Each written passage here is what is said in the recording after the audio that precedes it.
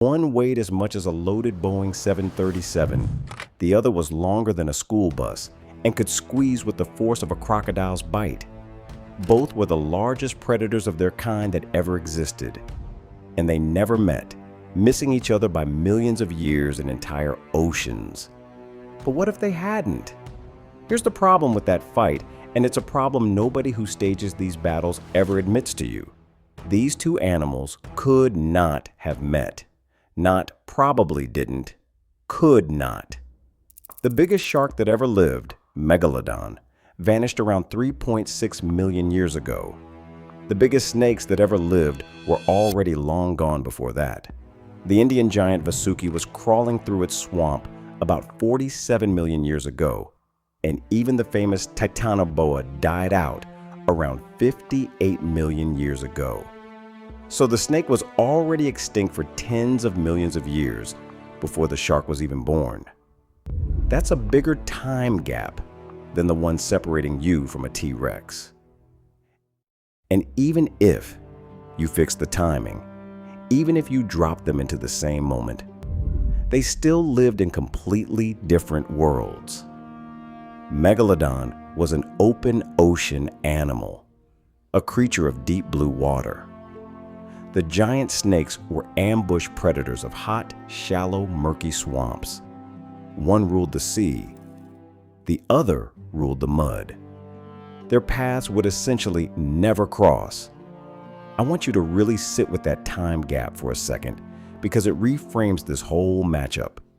We casually lump all these prehistoric monsters together as if they shared one single ancient world, snapping at each other in the same primordial swamp. They didn't. The distance in time between Titanoboa and Megalodon is roughly 54 million years, so vast that pitting them against each other is less like staging a boxing match and more like asking who'd win between a medieval knight and a fighter jet pilot. Except the gap is 1,000 times larger. These animals aren't neighbors. They're strangers separated by an abyss of deep time so wide it barely fits in a human head. So a lazy version of this video just ignores all of that, slaps them in a tank, and picks a winner. We're not going to do that, because there's actually one place on Earth where these two worlds touch. One specific kind of environment where an ocean giant and a swamp giant could, just barely, end up in the same water. And to understand what would happen there, you first have to really understand these two animals, not the myths, the real thing. Because almost everything you picture about both of them is wrong, starting with the shark.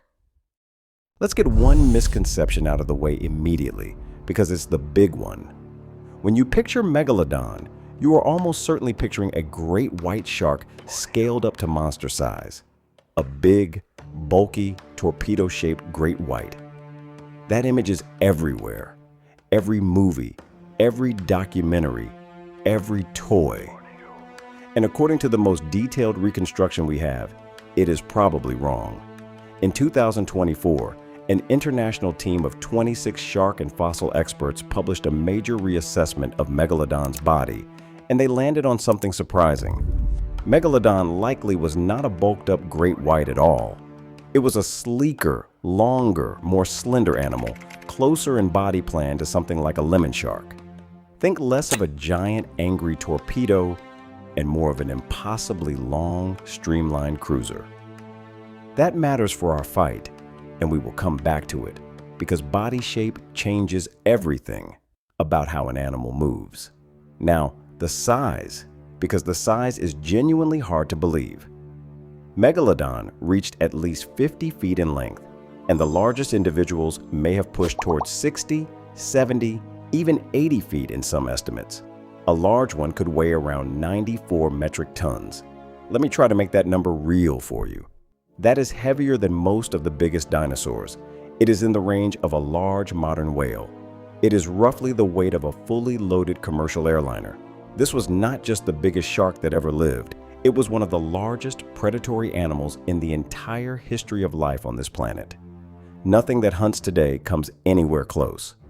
But size like that comes with a hidden cost, and it is worth flagging now because it becomes important later. All that mass made Megalodon a slow turner.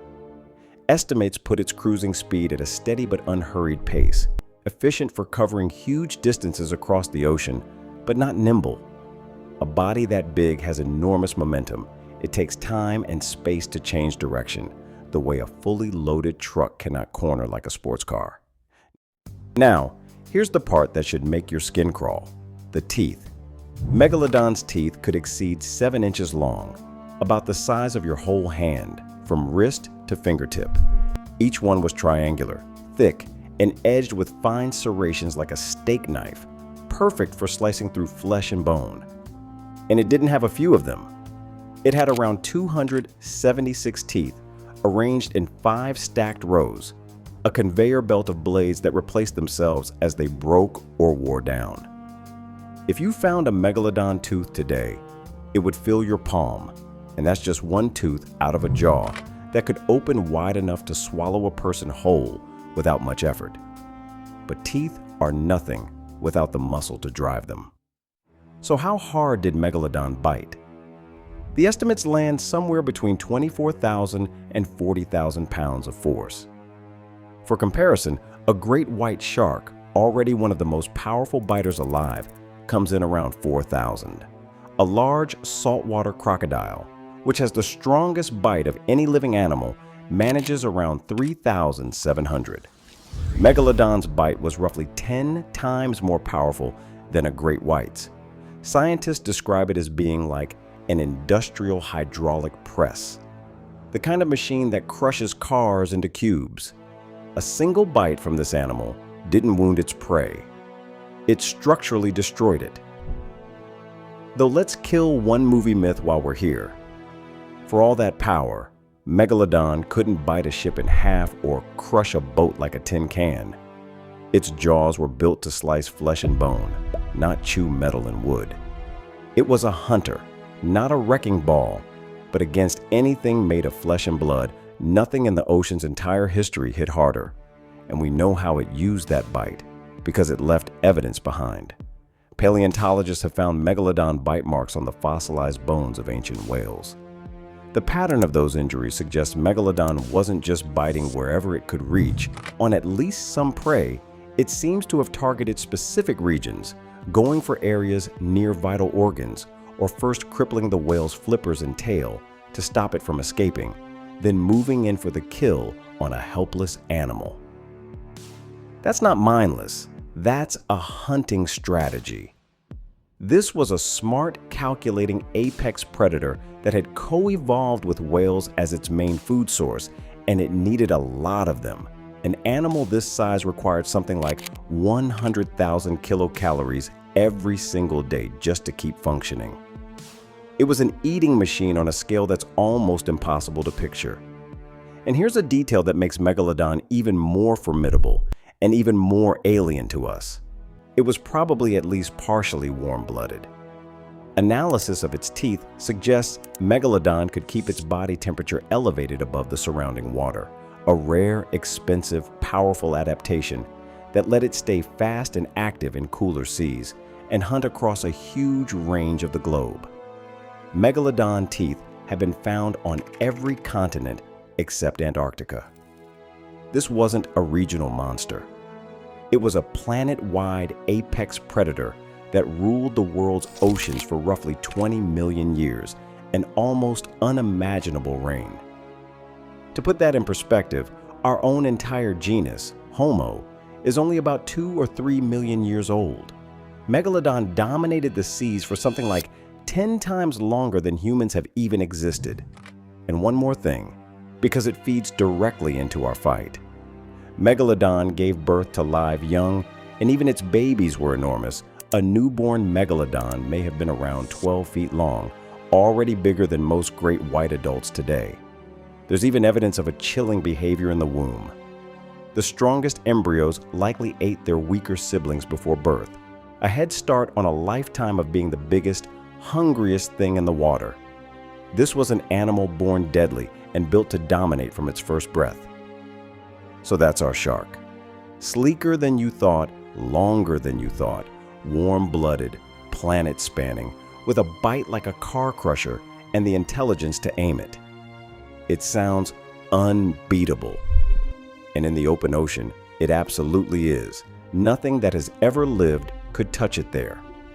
But remember that seed of vulnerability we planted, the one hiding inside all that size?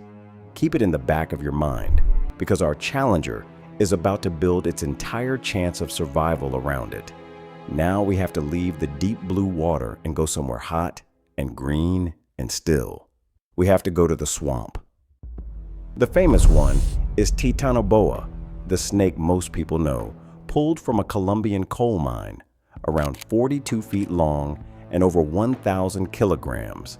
For 15 years, it held the undisputed title of biggest snake ever. But here is a detail that surprises people. Titanoboa was, to a large degree, a fish eater. Its teeth were curved like little hooks, suited to gripping slippery fish, not wrestling giant prey. As a fighter, it is less terrifying than its reputation suggests. The one you actually want in this fight is Vasuki indicus, a giant discovered in India and formally described in 2024 from bones that had sat mislabeled in a drawer for 19 years. At the high end of the estimates, Vasuki may have stretched to around 15 meters, close to 50 feet, possibly edging out even Titanoboa in length. And unlike Titanoboa, Vasuki was not a gentle fisherman. It belonged to an ancient, extinct family called the Matsuidae, and it was built like a nightmare. So for the rest of this fight, Vasuki is our snake, the real monster. Here is what makes it so dangerous, and it is the exact thing that cheap versions of these battles always ignore. Vasuki's weapon is not its bite. It is the squeeze. Vasuki was a constrictor. It killed by wrapping its enormous body around its prey and crushing. And we can estimate how hard it crushed from the width of its vertebrae, because bone width tracks muscle power. Vasuki's vertebrae were up to 6 times wider than a green anaconda's. 6 times. The best estimates suggest its strongest contractions could generate forces comparable to a crocodile's bite closing down, except wrapped around your entire body at once from multiple points, all squeezing together. Whatever Vasuki coiled around was not getting free. Its ribs would collapse, its lungs could not expand, and for an air breather, death would come fast. Then there is how it ate, which is genuinely more disturbing than the way a normal snake feeds. Vasuki's family never evolved the flexible, unhinging jaw that lets modern pythons swallow huge prey whole. Its skull was low, broad, and rigid, so it could not gulp down anything enormous in one piece. Instead, it used its teeth to tear its prey apart, ripping off chunks of flesh and swallowing them. Getting killed by Vasuki would not have been a clean swallowing. It would have been a crushing and then a dismembering. But Vasuki wasn't a fast-chasing hunter. It was a heavy, slow, patient ambush predator. Its whole strategy depended on not being seen. It would lie motionless in the shallows or along the water's edge, camouflaged, using a keen sense of smell to track prey it couldn't even see, waiting for something to wander close enough. Then it would explode into motion for a few brief, devastating seconds, latch on, and coil. If you were in its swamp, you wouldn't have been chased. You'd have been ambushed, grabbed mid-step by something you thought was a log. And the world this snake ruled was every bit as strange as the animal itself. 47 million years ago, India wasn't attached to Asia. It was a giant island, drifting north across the sea, a hot and isolated arc where evolution ran its own private experiments. Vasuki's swamp was a sweltering coastal lowland, and it shared that swamp with turtles, catfish, crocodilians, and this still amazes me, some of the earliest whales, small semi-aquatic ancestors of the ocean giants to come. So in a strange way, this snake was already living alongside the distant relatives of the very kind of animal Megalodon hunted. A giant snake hunting primitive whales on land was a real possibility in Vasuki's world. This was an animal that ruled its environment as completely as Megalodon ruled the sea. It just did it through silence and pressure instead of speed and force. There's one more thing worth knowing because it directly shapes how it would fight. Vasuki almost certainly had good senses tuned for ambush, the forked tongue flicking scent particles from the air and water, letting it map its surroundings and know exactly where prey was even in murky, near zero visibility water. In the swamp, Vasuki always knew where you were. You almost never knew where it was. And that information gap is a weapon all by itself. So now we have our two fighters, and you can already feel the mismatch of styles. On one side, the ocean's ultimate power hitter, a 90-ton battering ram with a hydraulic press bite built for open water. On the other, the swamp's silent strangler, a 50-foot ambush constrictor with a crushing grip built for shallow murk. One kills with a single catastrophic strike. The other kills with patience and pressure. It's raw power versus raw control. And to find out which one wins, we finally have to put them in the same water. Which means we have to solve the impossible problem we started with. How do these two ever actually meet? An estuary is the place where a river meets the sea, a zone of brackish, half salt, half fresh water, where the deep ocean gives way to shallow coastal swamp. It's the one kind of environment on Earth that belongs to both worlds at once. And it's not a fantasy that a big shark would end up in one. Sharks wander into shallow coastal water all the time, chasing prey, sometimes getting turned around in unfamiliar shallows. So picture it. A young, or simply unlucky, Megalodon follows the food too far up a warm coastline and finds itself in a shrinking, shallow, muddy channel, exactly the kind of hot, waterlogged place a giant snake calls home. The blue water titan has just wandered into the swamp titan's living room. Now the fight can happen. And here's where it gets interesting, because the winner flips completely depending on one single factor: the depth of the water. Let's run it. First, in deeper water, say the estuary is still several meters deep, enough for the shark to swim freely. In this version, it's not close. It's a slaughter, and the snake is the one being slaughtered. Here's why. Megalodon's entire arsenal works in open water. It has room to build speed, room to turn, room to line up that one catastrophic ramming strike. A snake in open water is not an ambush predator anymore. It's just a long, slow swimming target with nowhere to hide. Megalodon would detect it long before the snake could do anything, circle and hit it once. And once is all it needs. A bite delivering tens of thousands of pounds of force from jaws lined with 7-inch blades would sever a snake's body outright. There's no coiling around something that just bit you in half. In deep water, the snake never even gets to use its weapon. Megalodon wins easily every time.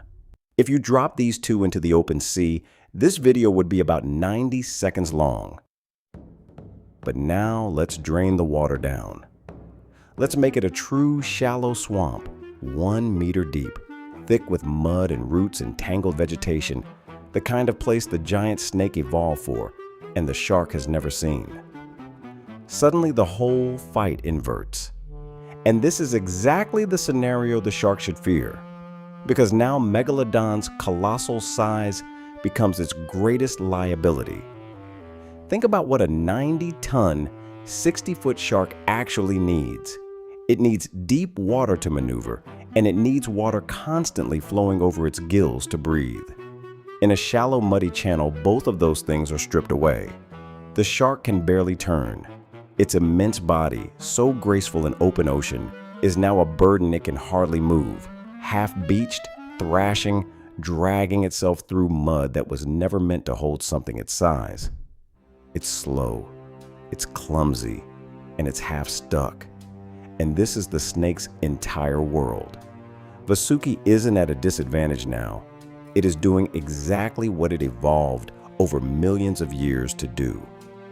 It waits in the murk, invisible, tongue reading the water, until the struggling shark is close. And then it strikes and coils. Here's the killer detail, the one that decides everything, and the one those old cartoon battles always miss. Sharks are not like us. They can't just hold still and breathe. Most large sharks need water moving over their gills to extract oxygen, and many have to keep swimming their entire lives to stay alive, a concept called ram ventilation.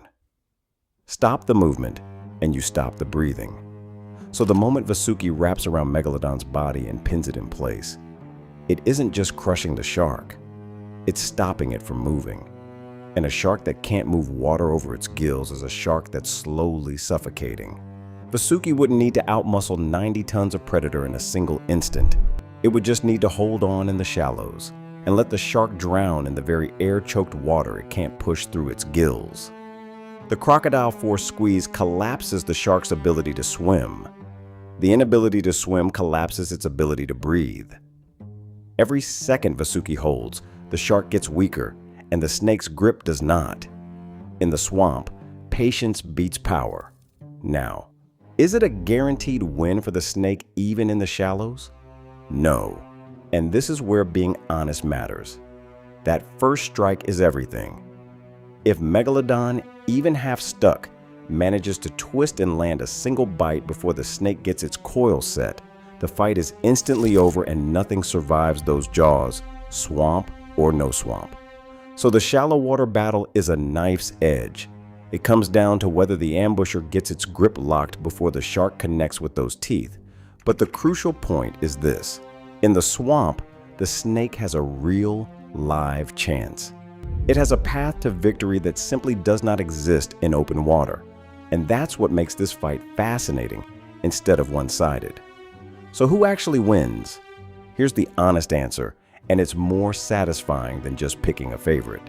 It depends entirely on where they fight. In open or deep water, Megalodon obliterates the snake without effort, and it is not even a contest. In a shallow swamp, the giant snake has a genuine, real path to victory by turning the shark's own size and biology against it. Neither of these animals is simply stronger. They are both perfectly built to win in their own world and almost helpless in the other ones. The fight isn't shark versus snake. It's ocean versus swamp, and the water decides. But I want to leave the imaginary fight behind now, because there's a real story here that's even better than the made-up one, because both of these giants did have real enemies. And in Megalodon's case, there was an actual monster swimming in its own oceans that could genuinely challenge it. No time machine required. Its name was Leviathan. And if Megalodon was the biggest shark that ever lived, Leviathan was arguably the most terrifying whale. It was a macroraptorial sperm whale, a hunting sperm whale that shared the seas with Megalodon during the Miocene millions of years ago. Modern sperm whales have teeth only in their lower jaw and mostly suck up squid. Leviathan had massive teeth in both jaws, some of them over a foot long, the largest biting teeth of any animal we know of, bigger even than a T-Rex's. This was a whale built not to filter or to suck, but to bite, to hunt other whales, to tear apart large prey. And it was roughly the same size as Megalodon, cruising the same waters, hunting the same food. Think about what that means. For millions of years, the ocean held two different titans, the biggest predatory shark ever, and a giant flesh-eating whale with foot-long teeth, and they were direct rivals, competing for the same meals in the same seas. That's a clash that actually could have happened, and probably did, over and over. And Leviathan may have had one advantage Megalodon didn't. As a whale, it was likely intelligent and possibly social, the way modern sperm whales and orcas are. A lone Megalodon against a coordinated, big-brained hunting whale is a genuinely uncertain fight. We tend to crown Megalodon the undisputed king of the ancient ocean. But the truth is, it shared its throne with a monster we almost never talk about. And here's a thought that reframes our whole imaginary battle. If you really wanted to see Megalodon fight something its own size, you never needed a time machine or a giant snake at all. The fight was already there.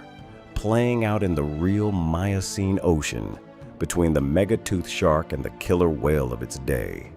The most dangerous thing in Megalodon's world wasn't a serpent from a swamp 50 million years in the past. It was another giant swimming right alongside it. Nature had already built the ultimate monster matchup, we just weren't around to watch it. So here is a question that probably crossed your mind at some point. If Megalodon was this unstoppable and this recent, only vanishing 3.6 million years ago, could it still be out there? Somewhere in the deep, unexplored ocean? It is one of the most popular ideas on the internet, and I understand the appeal. The ocean is vast. We have explored only a sliver of it, and it feels like anything could be hiding down there. But the honest answer is no, and the reasons are actually kind of beautiful in how certain they are. First, Megalodon was not a deep ocean animal. It lived and bred in warm, shallow coastal seas, exactly the waters we humans swim in, fish in, and watch most closely. The deep abyss was not its home. It could not simply retreat down there and hide. Second, an animal that size needs staggering amounts of food, which means it cannot hide. A predator eating whales every few days leaves a trail, scarred carcasses, missing populations, telltale bite marks, and we would absolutely see it. Third, and most damning, the teeth. Megalodon shed teeth constantly its entire life, thousands of them, and those teeth are nearly indestructible. They litter the ocean floor and wash up on beaches all over the world by the ton. But every single Megalodon tooth ever found is at least 3.6 million years old. Not one is fresh. For an animal that drops teeth like confetti, that total silence over millions of years is not just evidence of absence, it is proof. Megalodon is gone. Truly, completely, permanently gone. The ocean has monsters, but not this one. Not anymore. And that brings us to the real ending of this story, the thing that actually killed these giants. Because it was not each other. It was not rivals. In the end, both the biggest shark and the biggest snakes were destroyed by the exact same enemy. And it was not a predator at all. It was the cold. Every animal in this video was a giant of a hot world. The giant snakes were cold-blooded, and their enormous size was only possible because they lived in a sweltering greenhouse Earth, warm enough to fuel a body that big. Their bones are essentially a thermometer of a hotter planet. And Megalodon, though a shark, depended on warm coastal seas full of the whales it needed to survive.